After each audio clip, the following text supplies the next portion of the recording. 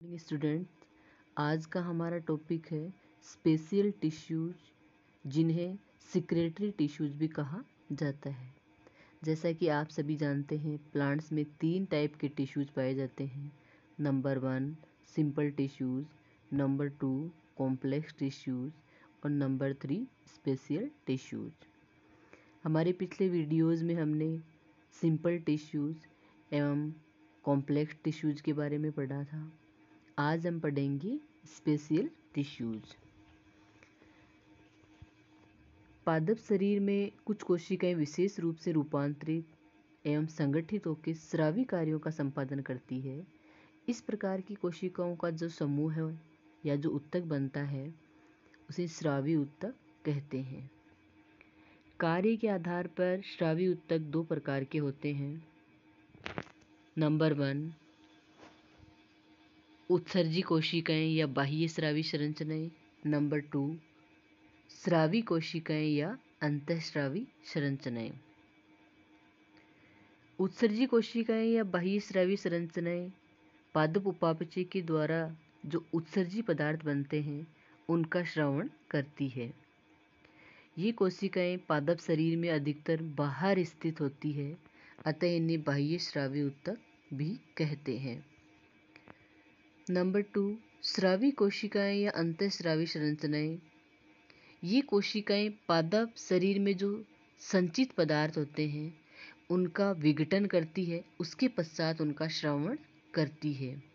और ये कोशिकाएं पादप शरीर में अधिकतर अंतः स्थित होती है, अतः इन्हें अंतःस्रावी ऊतक भी कहते हैं।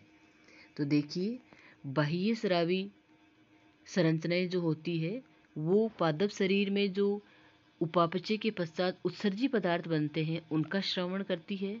और अंतःस्रावी संरचनाएं जो होती है, वो पादप शरीर में संचित पदार्थों का विघटन करने के पश्चात उनका श्रवण करती है। अब अपन देखेंगे बाह्य स्रावी संरचनाएं कौन कौन सी होती है। तो देखो, बाह्य स्रावी संरचनाएं पादपों में 6 प्रकार की होती है।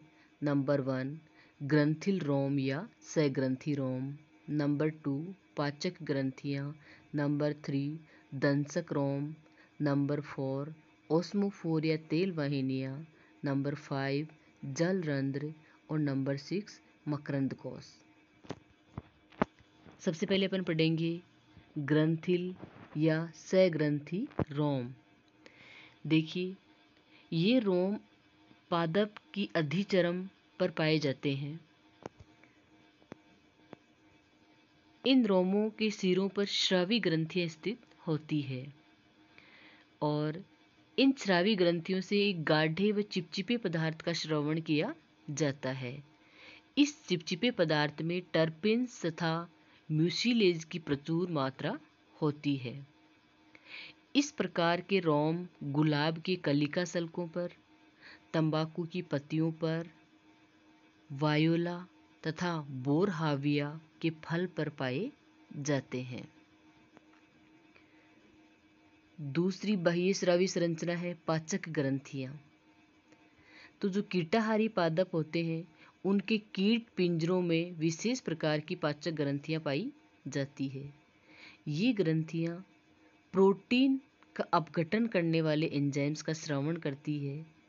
ये एंजाइम कीटों में पाए जाने वाली प्रोटीन्स का अपघटन कर देते हैं। कीटाहारी पादपों द्वारा फंसाए गए कीटों पर ये एंजाइम्स अभिक्रिया करते हैं और उनका अपघटन कर उन्हें सरल यौगिकों में बदल देते हैं। इन पदार्थों को कीटाहारी पादप अवशोषित कर लेते हैं। इस प्रकार कीटभक्षी या कीटाहारी पादप अपनी नाइट्रोजन की कमी की पूर्ति इस कीट से ही करते हैं। तो एक बार अपन फिर से रिपीट कर लेते हैं। जो पादप कीटों का भक्षण करते हैं, उन पादपों में जो कीट पिंजर्स उनकी लीफ से बनते हैं, उन कीट पिंजर्स में पाचक ग्रंथियां पाई जाती है और ये पाचक ग्रंथियां प्रोटीन का अपघटन करने वाले एंजाइम्स का श्रवण करती है। ये प्रोटीन अपघटनकारी एंजाइम कीट प्रोटीनों का अपघटन करते हैं। सबसे पहले क्या होता है, कीटाहारी पादप के जो कीट पिंजर्स या इंसेक्ट ट्रैप्स बनते हैं, उन पिंजरों में कीट फंस जाते हैं और कीट फंसने के पश्चात पाचक ग्रंथियां उन पर प्रोटीन अपघटक एंजाइमों का स्रावण करती है। ये एंजाइम कीटों में पाई जाने वाली प्रोटीन्स का अपघटन कर देते हैं और उन्हें सरल यौगिकों में बदल देते हैं, और इन सरल यौगिकों को कीटाहारी पादप द्वारा अवशोषित कर लिया जाता है। इस प्रकार कीटाहारी पादप अपनी नाइट्रोजन की कमी की पूर्ति उस कीट से ही करते हैं।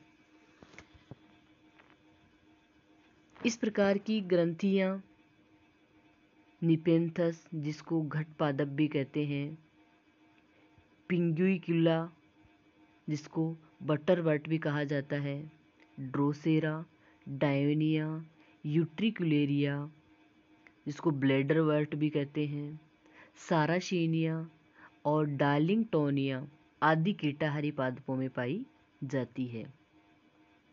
इनमें से यूट्रिकुलेरिया जो है वो केवल राजस्थान में पाया जाता है। राजस्थान में केवल यूट्रिकुलेरिया ही पाया जाता है और ये स्पेशली राजस्थान के जलीय आवासों में रहता है। तीसरी बाह्यस्रावी संरचना है दंशक रोम। इस प्रकार के रोम विषैले पदार्थों का श्रवण करते हैं।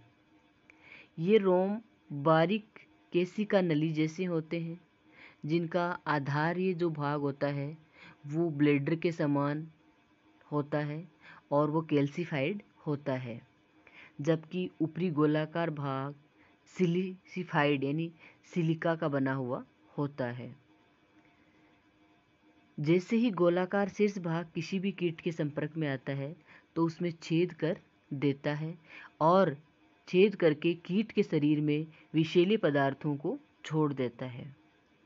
मनुष्य भी यदि ऐसे दंशक रोम के संपर्क में आता है तो मनुष्य के शरीर पर तीव्र खुजली, फोड़े और अन्य चर्म रोग हो सकते हैं। इस प्रकार के दंशक रोम अर्टिका, जिसको बिच्छू बुट्टी कहा जाता है, के पर्णों और तरुण शाखाओं पर पाए जाते हैं। ये दंशक रोम पादप की शत्रु कीटों से रक्षा करने का एक साधन है। यदि अपन दंशक रोम की संरचना देखें तो यहाँ देखिए,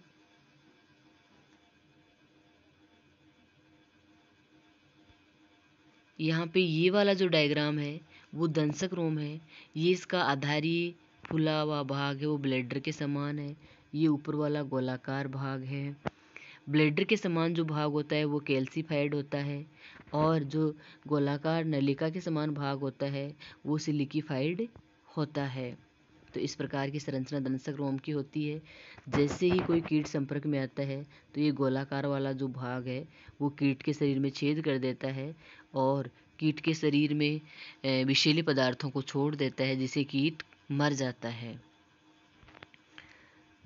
आगे देखिए, अगला बहिस्रावी संरचना है ओस्मोफोरिया तेल वाहिनियाँ। तो तेल वाहिनियाँ जो होती है वो सीलिया या ब्रुश के रूप में विशिष्ट प्रकार की ग्रंथियाँ होती है जो अधिकतर खुशबू वाले फूलों पर पाई जाती है। ये ग्रंथियाँ पुष्प से महक का प्रसार करती है। इस प्रकार की ग्रंथियाँ मोगरा, जिसको जेस्मिन कहा जाता है, और नार्सिसस के पुष्पों पर पाई जाती है। अगली बाह्यस्रावी संरचना है जल रंध्र, जिसको हाइड्रोथोड्स भी कहते हैं। जैसा कि नाम से स्पष्ट है, जल रंध्र जो होते हैं उन्हें जल स्रावित करने वाली ग्रंथियां भी कहा जाता है। ये ग्रंथियां जल का द्रव के रूप में श्रवण करती है। तो जो ग्रंथियां जल का द्रव के रूप में श्रवण करती है उनको जल रंध्र कहा जाता है। ऐसी ग्रंथियां उन पादपों में पाई जाती है जो नमीदार स्थानों पर उगते हैं।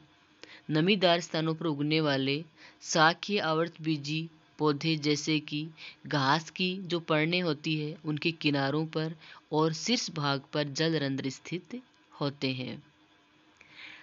अब देखो, जल रंध्र की संरचना में एक रंध्र होता है जो द्वार कोशिकाओं द्वारा संरक्षित रहता है। इस रंध्र के नीचे अंतराकोशिक युक्त बड़ा वायु अंतराकोशिक स्थानों युक्त बड़ा वायु प्रकोष्ठ होता है, जिसे उपरंध्रीय कोष्ठ या सब स्टोमेटल चेंबर कहते हैं। इस सब स्टोमेटल चेंबर के नीचे मृदुतकी कोशिकाओं के ढीले समूह होते हैं। इन समूहों में जो कोशिकाएं होती है उनके बीच में भी स्पष्ट अंतराकोशिक अवकाश पाए जाते हैं। इन मृदुतकी कोशिकाओं को एपिथेम कहा जाता है। एपिथेम कोशिकाओं में पर्णशिराओं के अंतिम सिरों पर स्थित वाहिकाओं के शिरे खुलते हैं। देखिए, अपन देखते हैं जलरंध्र की संरचना। यहाँ देखिए, ये जलरंध्र की संरचना है। जलरंध्र में सबसे पहले ऊपर की ओर एक रंध्र होता है। यहाँ देखो गार्ड सेल दिख रही है, रंध्र यहाँ दिखाई नहीं दे रहा है, लेकिन एक रंध्र होता है जो 2 गार्ड सेल से कवर रहता है। और इस रंध्र के जस्ट नीचे की तरफ एक बड़ा अवकाश होता है, जिसको सब स्टोमेटल चेंबर कहा जाता है। सब स्टोमेटल चेंबर के नीचे की ओर मृदुतकी कोशिकाओं का समूह पाया जाता है, और मृदुतकी कोशिकाओं का जो समूह होता है उसके बीच में, उसमें जो कोशिकाएं होती है उनके मध्य सुस्पष्ट अंतराकोशिक अवकाश पाए जाते हैं। तो मृदुतकी कोशिकाओं के इस समूह को कहा जाता है एपिथेम। यहाँ देखो, ये वाहिकाएं हैं, और वाहिकाओं के जो अंतिम सिरे हैं वो एपिथेम वाले भाग में आके खुलते हैं।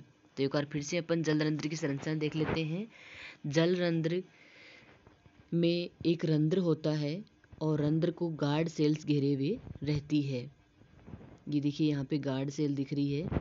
तो गार्ड सेल जो होती है वो रंध्र को घेरे हुए रहती है, और रंध्र के जस्ट नीचे की तरफ एक बड़ा चेंबर होता है जिसको बोलते हैं सब स्टोमेटल चेंबर। यहाँ देखिए, रंध्र के जस्ट नीचे की तरफ एक चेंबर है जिसको सब स्टोमेटल चेंबर कहते हैं, और इस सब स्टोमेटल चेंबर के नीचे की तरफ मृदुतकी कोशिकाओं का समूह होता है।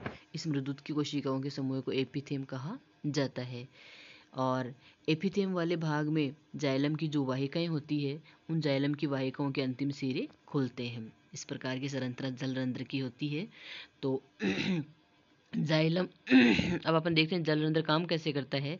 तो जाइलम की वाहिकाओं के द्वारा जो जल आता है वो एपिथेम की कोशिकाओं के मध्य जो अंतराकोशिक अवकाश होते हैं वहाँ फैल जाता है, और अंतराकोशिक स्थानों से होता हुआ वो सब स्टोमेटल चेंबर में आता है, और सब स्टोमेटल चेंबर से होता हुआ वो रंध्र से बाहर निकल जाता है। देखिए, इसमें कार्यविधि लिखी हुई है जलरंध्र की, कि मूल द्वारा अवशोषित जो जल होता है वो मूलीय दाब और अन्य दाबों के कारण एपिथेम के अंतराकोशिक स्थलों में आ जाता है। यहाँ से जलरंध्रों द्वारा बूंदों के रूप में ये बाहर उत्सर्जित होता है, और जलरंध्रों से जल का बूंदों के रूप में स्रावित होना क्या कहलाता है? बिंदु श्राव्य गतिशन जिसको कहा जाता है। जब जल अवशोषण की दर वाष्पोत्सर्जन की दर से अधिक होती है तब बिंदु स्राव होता है। इस प्रकार के जलरंध्र टमाटर, पिस्टिया, जलकुंभी, ट्रोपियोलम तथा घास की जो पर्णें होती है उनके किनारों पर पाए जाते हैं। जलरंध्र सामान्यतया जो पर्णरंध्र होते हैं या पर्णों पर जो स्ट्रोमेटा पाए जाते हैं उनसे निम्न प्रकार से भिन्न होते हैं। देखो, जलरंध्र या हाइड्रोथोड्स जो होते हैं वो स्ट्रोमेटा से बड़े होते हैं, और जलरंध्र पत्ती में जो शिराएं होती है उनके अंतिम शिरों पर पाए जाते हैं, जबकि स्ट्रोमेटा एपिडर्मिस पर स्थित होते हैं। तीसरा अंतर है, जलरंध्र सदैव खुले रहते हैं, जबकि स्ट्रोमेटा में जो द्वार कोशिकाएं होती है उनमें स्ट्रोमेटा को खोलने और बंद करने की क्षमता पाई जाती है। तो जलरंध्र और पर्णों पर जो सामान्य रंध्र पाए जाते हैं उनमें 3 अंतर होते हैं। पहला अंतर उनके अंतर फिर से रिपीट कर लेते हैं। पहला अंतर होता है कि जलरंध्र जो होते हैं वो स्ट्रोमेटा से बड़े होते हैं। दूसरा है, जलरंध्र पर्ण में जो सिरें होती है उनके अंतिम सिरों पर स्थित होते हैं, जबकि स्ट्रोमेटा अधिचरम में स्थित होते हैं।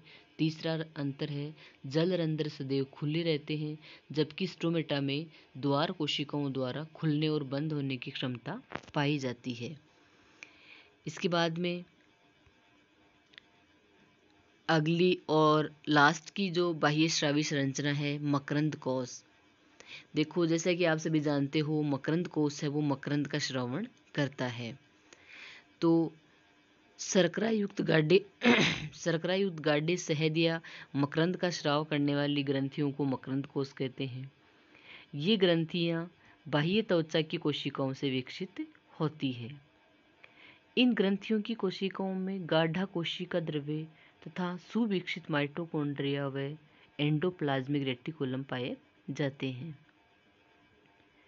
इस प्रकार के मकरंद कोश अधिकतर पुष्पीय भागों में पाए जाते हैं, खासकर पुष्पों में जो वृत्तिकाग्र होती है उसकी सतह पर और दल के आधार भाग पर तथा अंडाशय के आधार भाग पर पाए जाते हैं। पुष्पीय भागों पर उपस्थित मकरंद ग्रंथियों को पुष्पीय मकरंद कोश कहा जाता है।